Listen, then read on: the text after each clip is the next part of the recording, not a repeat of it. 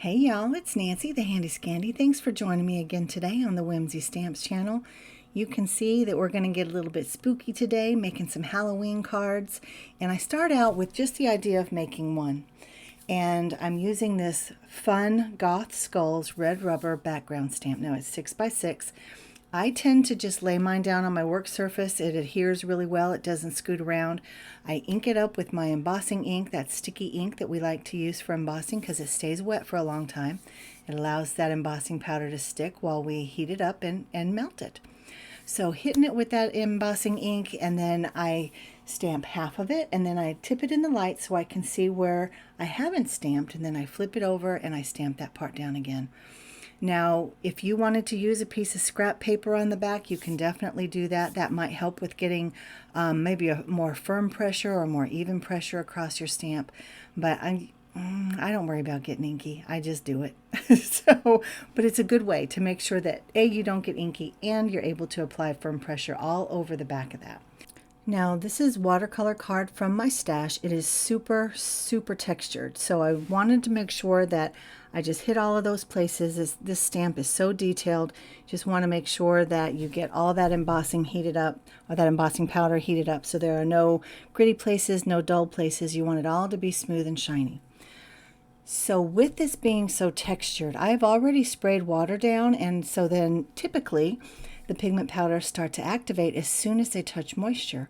Well, these are a little bit, but because it's so textured, the paper just absorbed the water and there wasn't a whole lot left there for the pigment powders to activate in. So I sprinkled them out anyway, and now here's where I'm spraying it with some more water. And as you watch it bloom and grow and spread, it looks like I'm spraying it with a pigment ink, like the sprays, but I'm not. It's just water, and as it hits those pigment powders, those inky watercolory pigment powders, it just blooms and grows and spreads, and it's just a fun way to add color. It's a messy way for sure, so you know, if you're more of a control freak or you like a controlled way to put your color down, this may not be a technique for you. But, you know, I encourage you, just try it. Yeah, it's messy, but it's really fun. And you can paint with these pigments. You can activate them in like a little watercolor palette, and you can watercolor paint with them, so in a much more controlled manner. And yeah, it's just a lot of fun. One of the things that I love about this as well is with the heat embossing, it creates like little wells for all of that water and that pigment to kind of settle into. And you can see all that beautiful variation of color. I've only used yellow and orange, and we have all those different tones of color of the orange, the reds, the yellows. It's so pretty and so much fun. And now I only had in mind that I was going to make one card, but I've been inspired online lately just watching other creators use stuff from their stash. So I decided as I was making this that I was going to save my scraps. You can see them there on the left, and I was going to make more cards out of them. So I did all my die cutting off screen. I have all of the supplies that I'm using linked and listed downstairs for your convenience. And yeah, I think everything you need should be down there. So I am using the Swiss Dots Slimline die here. And I'm just trimming down my panel because that's going to be the back. And then I decided that I wanted to make that center circle shaker well. So I used my double-sided foam tape and I just lined the whole back. Now when you're making a shaker well, you want to make sure that your adhesive, those ends touch really, really well, like they're good and secured, because if you don't, all those beautiful shaker bits are going to come flying out. Now I'm using two different mixes from this Calls for Confetti. I have the Falling Leaves Yellow and the Falling Leaves Orange. I wanted the yellow because I wanted those yellow leaves, but I wanted the orange because I wanted the teal and the little orange sequins that are in there. And so I've made my own mix out of those two mixes from Lisa's shop, and they match perfectly with this background panel. And when I stamp out my little Grim Reapers, as you can see, I stamp them out in black, and then I come back in with two different shades of teal from my inks from my stash. I believe these are pink. Yeah, these are my Pink Fresh inks. And there are two different tones of teal that I'm using, but there are actually several in their range. So that's where the teal comes from in my little shaker mix. So I used it you know, just to kind of make sense, because I like to have things in multiples of at least 3 so that they all kind of marry together. And then I have my sweet little Grim Reapers, and I know it sounds weird to say sweet little Grim Reapers, but I think they're really cute. So I stamped them as you saw in the black and the teal, and then I fussy cut them out and I colored them in.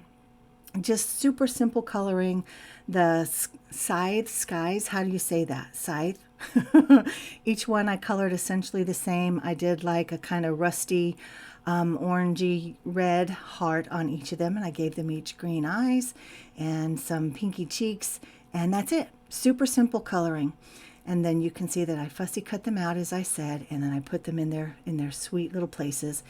And in the shaker, as well as on the outside, I've used the Rest in Peace placard, as well as the little skulls from the Build a Graveyard set. And I added those into the shaker well as well as on the outside. And I just think they add a little extra fun touch. And you can see the sentiment says, "To somebody need a hug." And they have their arms out. All the Grim Reapers wanting to give you a hug. I think it's super sweet. So here it is up close, all the details. I did put a little bit of Nuvo crystal drops on the eyes as well as on the skull. I don't think I did on the side. Any of the sides, actually. I think it's just on their eyes and the skulls, not the ones inside the shaker well. But you can see how it's all shaking around in there. You can see all those colors, how that teal makes sense. I think it's super fun. And you know, a lot of people are like, what are you going to do with a Halloween card? You can use them for whatever. It's just a theme, right? It doesn't have to be for the holiday. That one is just, does somebody need a hug? You know, do you need some encouragement? Do you need some love, some affection, some attention? Or just hi?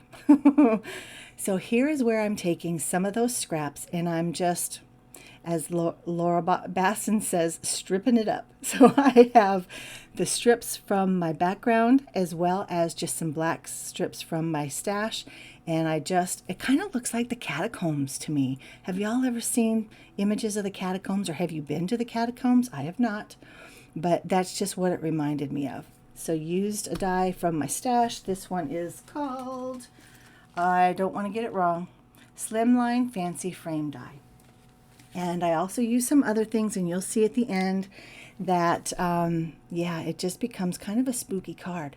So this one is a little bit different. I'm using the circles and the half circles that were cut out, or that were remnants from the Swiss dots. And on this one, I pulled out some stuff just from my stash, some scraps from my stash, and I used the Sprinkles, Scallops, Rectangle dies to make that frame. And I used some glitter cardstock from my stash, and the cats and the bats are from the Build a Graveyard set as well, and the Eek, that is spelled out from the Cutie ABC dies. So using a variety of whimsy things from my stash, and you can see the top up there in the left-hand corner, that is kind of the rest of that other Slimline card with the catacombs.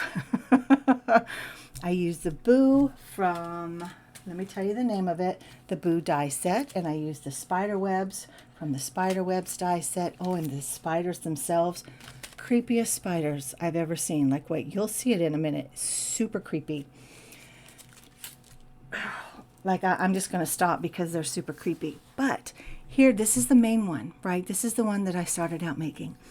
And then I use that inspiration that I'm getting offline, watching my fellow creators, my fellow crafters and YouTubers, and just taking some of their ideas, some of their inspiration, some of their mojo to create just a couple more. So again, this is my first one. You can see all those details. You can see all the pools of color. How much fun I had making that background, y'all. It was a good time. And these sweet little Grim Reapers, I know I've already said it, sweet is weird for a Grim Reaper, but they just are. So here is the other Slimline one with the catacombs. Look at the spiders.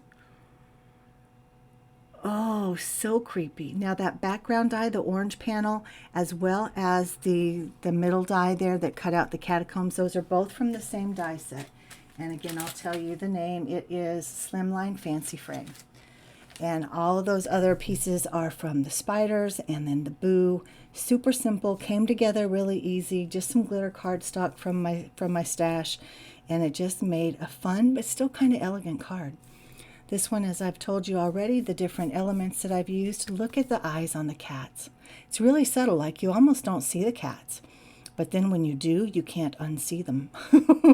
And this one was a piece of embossed paper from my stash. I don't even know where it came from, but I thought it made a cute little cat. And then those glitter eyes.